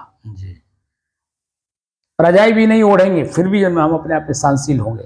तो धीरे धीरे होगा वो स्थितियां बदल। जैसे अभी हम लोग पंखा नहीं चलाए, इस कूलर नहीं लगाए, एसी नहीं लगाए, कोई कल्पना भी नहीं की, यहाँ तक कि पंखा लगा हुआ बिजली है फिर भी पंखा नहीं चलाए, तो उसको हम लोग सहन कर गए कि नहीं कर गए? ऐसे जन्म हम ठंडी को भी सहन करेंगे। तो प्रचंड स्वरूप अपना दिखाएगा, व्याकुलता पैदा करेगा, बैठने नहीं देगा, लेकिन फिर भी जैसे जैसे हम लोग बैठना शुरू करेंगे एकदम अपने आप में एक एक वस्त्र अपने आप उतरता जाएगा। प्रथम दृष्टिया जब बैठेंगे तो हम लोग रजाई कंबल सब कुछ ओढ़ के बैठेंगे, लेकिन जब अपने स्वरूप में आने लगेंगे तो भीतर की अपनी जो शक्ति है वो जब प्राप्त होने लगेगी, जागृत होने लगेगी, तो भीतर की गर्मी के कारण पूरा शरीर जो हमारा गर्म हो जाएगा। तो जो शरीर पे हमारे वस्त्र है वो अपने आप धीरे धीरे धीरे धीरे उतरने लगेगा। ये भी हम आपको दिखाएंगे। तो उस समय में भी पूछेंगे कि अभी बताइए, अभी पहले आप महसूस हो रहा था कि ठंडी बिना रह नहीं पाऊंगा, कंबल बिना रह नहीं पाऊंगा, मर जाऊंगा, ठंडी लग जाएगी, ये होगा वो होगा। लेकिन वही जब प्रथम दृष्टिया आपको उड़ा के बैठाएंगे और जब आपके शरीर से अपनी शक्ति के कारण वो अपने आप धीरे धीरे उतरने लगेगा, तो मैं पूछूंगा ना उस समय भी। अभी 10 मिनट पहले आप तो यही कह रहे थे कि गर्मी ठंडी इतनी प्रचंड है कि ठंडी शरीर को लग जाएगी और कुछ भी हो सकता है, और वही आप कंबल क्यों उतार रहे हैं, क्यों रजाई उतार रहे हैं, क्यों चादर उतार रहे हैं? क्यों? क्योंकि आप में अपना स्वयं का स्वरूप दिखाई दे रहा। अब अपना स्वयं का स्वरूप जब आपने जागृत किया, वो ठंडी अपने आप में गर्मी में बदल गई। जैसे गर्मी, भयंकर गर्मी हम लोग ठंड में बदल ले गए, ऐसे भयंकर ठंडी हम गर्मी में बदल ले जाएंगे। तो ना मैं गर्मी हूं ना मैं ठंड हूं, तो इसका मतलब है कि मैं शुद्ध हूं, अपने आप में हूं, और अपने आप को मैं नहीं जान पा रहा हूं, इसीलिए तो दर दर की ठोकर खा रहा हूं। इसीलिए हमारी आँख कान नाक हमको परेशान की हुई है। इसी को कबीर साहब कहते हैं कि संतो घर में झगड़ा भारी, रात दिवस से मिली उठ उठ लागे 5 ढोंटा एक नारी। एक नारी मतलब इच्छा, कल्पना, वासना, और ये 5 इंद्रियां, 5 इंद्रियां हो गई, अब एक ढोंटा बने कल्पना हो गई। तो ये हमको अंदर अंदर चाल डाल रही हैं, दुखी कर दे रही हैं, परेशान कर रही हैं। लेकिन जब हम अपनी चेतना में आए, इनकी जो शक्ति है हमारे ऊपर हावी थी, इनकी शक्ति, उन शक्तियों को हमने क्षीण करना शुरू किया। और क्षीण करना शुरू किया तो एक समय ऐसा भी आया, क्षीण करते करते करते करते करते हम उनका नाश कर दिए। क्षीण नहीं किए, नाश कर दिए। क्षीण में नाश में अंतर होता है। क्षीण में कम होना धीरे कम होता है, और नाश का मतलब सदैव के लिए सोच शंका किताब खत्म कर दिए, समझ। तो हम गर्मी को, जिसे हमने प्रचंड गर्मी को सहन करके जब उसको हम नाश कर लिए, अब ऐसे ही जन्म इन चीजों को भी करना है ना। तो भीतर से हम अपने आप में मजबूत होते जाएंगे। अब मजबूत होते होते होते अपने आप में दम, हमारी स्थिति ऐसी बन जाएगी, ना हमें ठंडी प्रभावित कर सकती है, ना हमें गर्मी प्रभावित कर सकती है, ना बरसात कर सकती है, ना हवा कर सकती है। तूफान इसको कहते हैं। हमें कोई प्रभावित नहीं कर सकता, बल्कि मैं अपने स्वरूप में एकदम शांत स्थिर, क्योंकि मैं जो हूं वही तो रहूंगा। कितना खराब आदमी हजारों हो, कितना अच्छे आदमी हजारों हो, दोनों अलग अलग हैं, लेकिन उसके बीच में मैं भी तो हूं। एक तरफ खराब आदमी, एक तरफ अच्छे आदमी, बीच में मैं हूं। तो एक एक करके वो लोग निकल गए, खराब आदमी, तो भी मैं बचा कि नहीं बचा? एक एक करके अच्छा भी चले गए तो भी बचा कि नहीं बचा? ना मैं अच्छाई के साथ हूँ ना मैं बुराई के साथ हूँ, मैं तो स्वयं के साथ हूँ। और जो स्वयं के साथ होता है वही समाज को कुछ दे जाता है, और जो स्वयं के साथ नहीं है वो क्या दे जाएगा? क्योंकि उसको अपना कर्म दिखाई देता है, अपना समय दिखाई देता है, अपनी अवस्था दिखाई देती है, अपने मानव जीवन का कीमती समय दिखाई देता है। और मानव होने का उसको एहसास होता है कि मनुष्य का मतलब होता है मननात मनुष्य, जो मनन आगे तक का करे, दूरगामी दृष्टि रखे, वो मनुष्य है। और जो पेट ही तक सीमित हो, इंद्रियों तक सीमित हो, अपने शरीर तक सीमित हो, तो आदमी कहाँ हो? तो जानवर जैसा है। जानवर जैसे खाया उसी हौद में खड़ा हो गया, उसको शाम तक का कुछ ज्ञान नहीं है, कुछ मिलेगा कि नहीं मिलेगा। लेकिन मनुष्य एक नहीं 10 जन्म तक सोचता है, 10 जन्म तक सोचता है। तो 10 जन्म तक सोचेगा तब ना उसको दुख महसूस होगा, और दुख महसूस होगा तब तो दुख से मुक्त होने का अपना साधन ईजाद करेगा। इसे भूख क्या है? दुख है तो है। प्यास क्या है? दुख है तो है। नींद क्या है? दुख है तो है। तो जब हमें दुख दिखाई देने लगेगा तब तो हम उसका समाधान ढूंढेंगे। 10 पुस्त तक सोचने का मतलब क्या हुआ? हमारा भूख लगता है, प्यास लगती है, ठंडी गर्मी लगती है, तो उसके निजात करने के लिए हम अभी से 10 पुस्त के लिए तरफ जा रहे हैं कि ताकि 10 जन्म तक हम यहाँ आए तो हमें कमी ना पड़े, खाते रहें, जीते रहें। 10 जन्म तक सोचता है, और 10 जन्म तक जैसे आदमी का दृष्टिकोण पड़ा वैसे दुख को देखा, और दुख को देखा तो दुख से मुक्त होने का उपाय भी ढूंढने लगा। भूख क्या है? दुख है ना?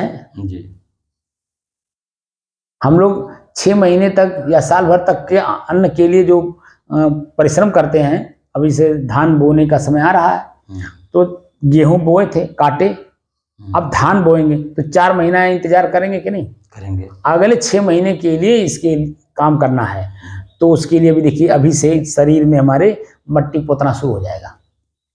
बिया डालना है तो बिया कैसे पड़ेगा? बिना गुड़ाई किए, बिना पानी डाले, बिना उसको लेप लगाए उसमें बिया डाल देंगे? बिया डालने के लिए अपना जो उसका अस्तित्व है पूरा इजाद करना पड़ेगा। फिर उसके बाद उसको उखाड़ेंगे, बरसात में बारिश होती रहेगी, छक छक छक छक बारिश भी होगी, ऊपर से भीतर से गर्मी, ऊपर का ठंड, हवा ठंड, तो आप बुखार भी हो जाएगा, जुकाम भी हो जाएगा, तमाम चीजें होंगी, लेकिन फिर भी आप बीज उखाड़ेंगे। क्यों? क्योंकि 6 महीना आगे के लिए कि अगर अभी से बोएंगे नहीं तो काटेंगे क्या, और काटेंगे नहीं तो खाएंगे क्या? तो अपने भूख को समझ रहे हैं तब तो ऐसा काम कर रहे हैं। ऐसे ही अगर हमारा दुख वासना हमें समझ में आ जाए तो 6 महीना क्या, हम पूरे जीवन जन्म उसको हम अपने से अलग रखने का प्राविधान कर लेंगे। जैसे हम लोग साधु लोग क्या हैं, पूरे जीवन के लिए हम लोगों ने संकल्प ले लिया है ना, व्रत ले लिया। व्रत माने होता है प्रतिज्ञा। हमने प्रतिज्ञा ले लिया कि हम अपने जीवन के साथ इस वस्तु को आने नहीं देंगे, अगर आ भी गई उसको दूर रखेंगे, हम उसके साथ सटेंगे नहीं। तब जाकर के धीरे धीरे धीरे धीरे अपने शरीर, इंद्रियां, उनके विषय, उनके भोग पे हम लोग अपना पकड़ बना पाते हैं।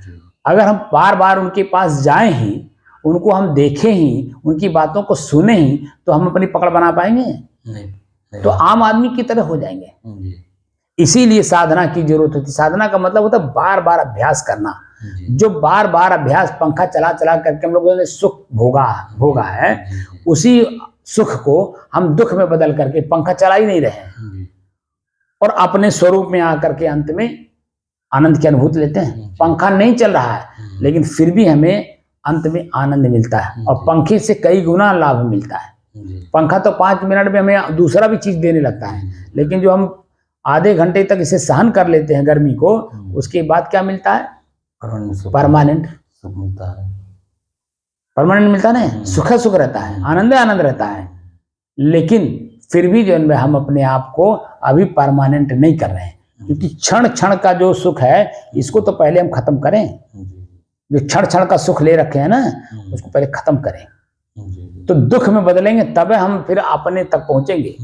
इसीलिए कुंती ने कहा था कि कृष्ण हमको दुख दो, क्योंकि दुख जब रहेगा तब मुझे याद रहेगा, आप याद करेंगे हमेशा, और अगर सुख आ जाएगा तो आपका याद भूल जाएगा। आपका स्मरण भूल जाएगा। इसीलिए साधक के जीवन में जो मुमुक्षु है, ठीक है, तीव्र मोक्ष की इच्छा वाला जिज्ञासु है, उसकी हर पल में दुख दिखाई दे, पीड़ा ही पीड़ा दिखाई दे, चारों तरफ से दिखाई दे। जैसे अग्नि के कारण जो है, माने सूरज की प्रचंड गर्मी के कारण लू जैसा जो दिखाई देता है, वैसा हमारे जीवन में हर पल दिखाई दे कि हर तरफ से लोग हमें जला रहे हैं, हर तरफ से हमें झुलसा रहे हैं, हमें दुख दे रहे हैं, पीड़ा दे रहे हैं। हर व्यक्ति में पीड़ा देखिए, तब देखिए आप हर व्यक्ति से, हर चीजों से अपने आप को बचाने की कोशिश करेंगे। तो बचते बचते बचते बचते बचते बचते एक अवस्था ऐसी आएगी, एकदम अपने आप को बचा ले जाएंगे। उस समय जब अपने आप की स्थिति बनेगी, तब देखेंगे कि हमारी अपनी स्थिति कैसी बनी, क्योंकि मैं सबसे अपने आप को बचा लिया। जैसे रण क्षेत्र में जो सैनिक लड़ते हैं, सुबह से शाम तक तलवार भांजते रहते थे पुराने जमाने में। तलवार है, भाला है, फरसा है, जो भी अपना जो उनका सीखे हुए हैं, उसको दिन भर भांजते रहते थे और मारते भी थे, बचते भी थे। बचते बचते बचते शाम को उनको महसूस होता था, आज का दिन तो मैं बच गया, कल क्या होगा मालूम नहीं। तो बचते बचते पूरे युद्ध में आप देखेंगे कुछ ऐसे सैनिक होते हैं जो अपने आप को बचा ले जाते हैं, क्योंकि वह चौकन्ना है, चेतनावान है, वर्तमान में है, और आगे पीछे दाएं बाएं नहीं सोच रहे हैं, इसलिए वो अपने आप को बचा पा रहे हैं। इसी तरह से हमें 24 घंटा अपने आप पे चौकन्ना रहना पड़ेगा, चेतनावान रहना पड़ेगा, सतर्क और सावधान रहना पड़ेगा। हर पहलू पे, हर दृश्य पे, हर चीज पे, हर परग पर, हर श्वास में हमें अपने आप में चेतनावान रहना होगा। कौन सा श्वास, कौन सा परग, कौन सा क्षण वासना की आ जाएगी, हमें जब उसमें अपने आप में लिप्त करने की कोशिश करेगी, कुछ पता नहीं है। इसीलिए हर समय, हर क्षण, हर श्वास आपको चौकन्ना रहना होगा। श्वास श्वास सुमिरन करो का मतलब क्या हुआ, यही है। हर श्वास में आप स्मरण करिए, ख्याल करिए कि मैं चेतनावान हूं, कोई भी वासना हमारे पास ना आने पाए, क्योंकि मैं शुद्ध हूं, स्थिर हूं, शांत हूं और एकरस हूं। और अपने आप में एकदम जब मैं चला जाऊंगा तो शरीर का भी नहीं ज्ञान होगा, और शरीर से परे कोई चीज का ज्ञान नहीं होगा। इसका प्रतिदिन हम लोग 4 घंटा नींद में जा करके लेते हैं, लेकिन कहाँ हम लोगों का अनुभव है कि मैं शुद्ध हूँ, शांत हूँ, स्थिर हूँ। जैसे जागृत होते हैं, जो दृश्य सामने आया उसी को लगते हैं सोचने, सोचते सोचते सोचते तो एक अवस्था ऐसी आती, इतना दुख हम अपने जीवन में ले लेते हैं कि हार्ट पे प्रॉब्लम आ गई, इतना ज्यादा सोच लेते कि ब्रेन पे, दिमाग पर जब असर पड़ गया, तो पागल भी हो सकते हैं, ब्रेन डेड भी हो सकता है, और हार्ट पे प्रॉब्लम आकर के हार्ट अटैक भी हो सकता है। तो इतना ज्यादा हम कोई चीज को ना ऑब्जर्व कर ले अंदर कि विषम परिस्थिति पैदा हो। विषम परिस्थिति आने से पहले ही हम उसे शांत कर ले जाएं। तो दुख को हमने दिखाया, लेकिन हम अपने सानिध्य में दिखाया, इस वजह से उसका कोई असर हमारे शरीर पर, मन पर, परिवार पर नहीं पड़ा। अगर किसी के साथ सानिध्य लेकर के अगर काम न किए होते तो वो कब कहाँ आपके ऊपर प्रभाव डाल देता आपको पता नहीं चलता। तो आप पे मन पर तो पड़ता ही पड़ता, आप पर भी पड़ता, आपके शरीर पे भी पड़ता, और शरीर के कारण परिवार और समाज पर भी पड़ता। क्योंकि फुंसी हो जाती, वो क्या उसको बोलते हैं, चेचक हो जाता, तमाम चीजें हो जाती ना, लेकिन नहीं, कुछ नहीं होने पाया, एकदम शांत स्थिति आपकी है ना। तो अपनी शांत स्थिति को बनाए रखना ही मेरा कर्तव्य बनता है। अब उसके लिए हमें 2 घंटे सुबह, 2 घंटे शाम तो करना ही करना है। जब भी समय मिल जाए तुरंत जब मैं उस पर बैठ करके अपना, और अगर श्वास कर लें तो और अच्छा है। परक काम भी करिए, काम को रोकना नहीं है, बशर्ते काम करते समय श्वास को जब देखेंगे तो श्वास की गति कैसी है, क्योंकि काम कैसा है। लेकिन सर ध्यानवा फिर काम पर चला जाता, समस्या पर से हट जाता है ध्यानवा। हाँ, वही तो सबका होता है, लेकिन ध्यान अगर करते करते हम, देखिए इसमें भी अभ्यास करना होगा। यही बतिए मैं आपसे कह रहा था कि परख हमारे साथ अभ्यास करिए, लेकिन आप नहीं कर पाए, इसीलिए मैं उसको छोड़ दिया। इसीलिए मैंने कहा कि यहाँ दीवार को देखिए, दीवार में एक क्षण भी जो आपने, मैं तो खुद अभ्यास करवाया था ना, जैसे यहाँ से लेकर के इतनी दूरी में आप आएंगे तो एक एक कण बदलेगा, दृश्य आपकी आंखें कण कण देखेगी ना, तो कण कण देखते देखते आपका दृष्टि जैसे कण बदलेगा वैसे आपकी मानसिक स्थिति भी बदलती है। तो ये तो यहाँ अभ्यास करवा रहा हूँ, बाहर भी दिखवाऊंगा ना। हर कण में, जैसे मान लीजिए कमरे में जितने सामान है, जिस सामान पे आपका आंख पड़ेगा वो अंदर से कहेगा यार मेरे पास होता तो बड़ा अच्छा था, ये तो मेरे घर होना चाहिए, जब चाहूंगा तब उपयोग कर लूंगा, यहाँ क्या जरूरत है इसकी। इस तरह का भाव जगेगा। और फिर उसमें ये भी होगा, नहीं यार ये साधना कक्ष है, साधकों के लिए है, जो दूर दराज से आते हैं लोग उनके लिए है, इसकी शोभा यही है। हम नया अपना खरीद लेंगे क्योंकि मेरे पास पैसे हैं, घर में धन है, धन का उपयोग करेंगे, अपने घर में ले लेंगे, यहाँ से इसको ले जाने की जरूरत नहीं है। तो मन में दोनों भावें चलती हैं और दोनों भाव को खत्म कर लेंगे तो शांत हो जाएंगे। तो दोनों भाव नहीं बने तो दृश्य तो होते हुए भी आप दृश्य में नहीं रहेंगे, तो अपने दृष्टा भाव में रहेंगे तो अपना शांत रहेंगे। आंख खुला है लेकिन मन शांत है। अब मन शांत है तो हमारे आंतरिक और बाह्य दोनों स्थितियां शांत रहेंगी, उसमें खलबली नहीं मचेगी, चंचलता नहीं आएगी, व्याकुलता, घबराहट, बेचैनी नहीं आएगी, बल्कि बिल्कुल शुद्ध शांत। आंख खुला हुआ है, दृश्य को देख रहे हैं, दृष्टा भाव में देख लें, तो धीरे धीरे ऊपर से आप भीतर चले जाए। जो चेहरा दिख रहा है, इस चेहरे के भीतर क्या है? हड्डी है, मांस है, पीप है, खून है। ये आंख को, जैसे आप कभी कभी खोपड़ी देखे होंगे, मरे हुए व्यक्ति का खोपड़ी, आप उस खोपड़ी को उसको और यहाँ तत्काल मेरे चेहरे को, उस मेरे चेहरे पे उस खोपड़ी को ला दीजिए, देखेंगे चमड़ा खत्म हो जाएगा, मांस खत्म हो जाएगा, आंख खत्म हो जाएगा, तो कैसा दिखेगा? उसी खोपड़ी जैसा। तो इसी शरीर से भय भी लगेगा, तो भय भी नहीं करना है, तो चेतना में रहना है कि मतलब ये जो शरीर यहाँ बैठा हुआ है ये अभी ना बोले तो एकदम ठीक उसी तरह रहेगा। ये बोल रहा है, कान में आवाज जा रही है, इसीलिए लग रहा है चेतनावान है, आदमी लग रहा है। लेकिन अगर वही बात ना हो तो शुद्ध मरा हुआ जैसा दिखेगा नहीं, इसका मांस खत्म, ये खत्म, वो खत्म, है ना। इसलिए जो है अपने शुद्धता का बोध करते हुए आगे बढ़ना है और साधना में रत रहना है तब तक जब तक इस शरीर में श्वास है, तब तक। बीच में जरा सा भी कोताही करेंगे तो जरा सा भी कोताही इसके लिए घातक है। तो घातक नहीं लाना है, बल्कि चेतना में रहना है। जो चेतना की अपनी जो स्थिति है उसको बनाए रखना है। जितनी भी चीजें मैं बोल रहा हूँ इस चेतना में लाने के लिए, क्योंकि स्वयं आप चैतन्य हैं। अपनी चेतना में रह करके हमें अपने ही बुराई को और अच्छाई को दोनों को निकाल देना है। जो मैं शेष बचूंगा वही मैं हूँ। ठीक है।